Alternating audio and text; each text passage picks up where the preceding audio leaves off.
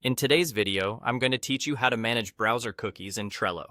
Managing your cookie preferences is essential for ensuring that your data is used in a way that aligns with your preferences, whether it's for functionality, analytics, or marketing.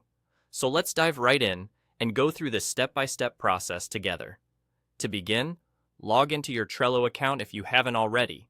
Once you're in, take a look at the top right corner of your screen. You'll see your profile icon up there. Go ahead and click on it.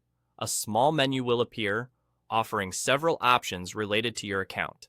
From these choices, you're going to want to click on the option labeled Settings. This will direct you to a new page where you can manage various aspects of your account and personalize your experience. Once you're on the Settings page, scroll down a bit until you reach the section labeled Cookie Preferences. In this section, you'll find a button that says Manage Cookie Preferences. Click on that button and a window or page will open where you can precisely control your cookie settings.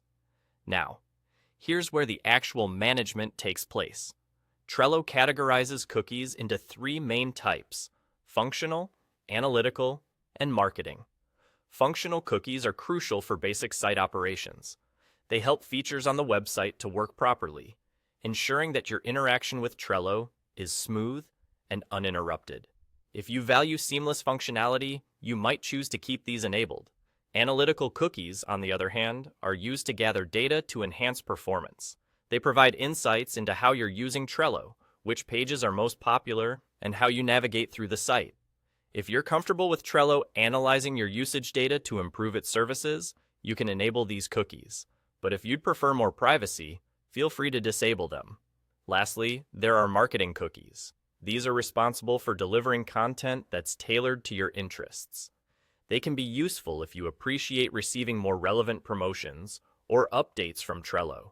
But if you're not interested in tailored marketing, you have the power to turn these off too. Once you've decided which types of cookies you'd like to enable or disable, simply adjust the toggles or settings accordingly.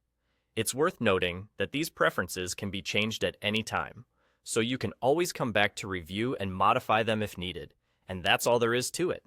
By following these simple steps, you can effectively manage your cookie preferences in Trello, ensuring that your privacy and data management are aligned with your personal choices.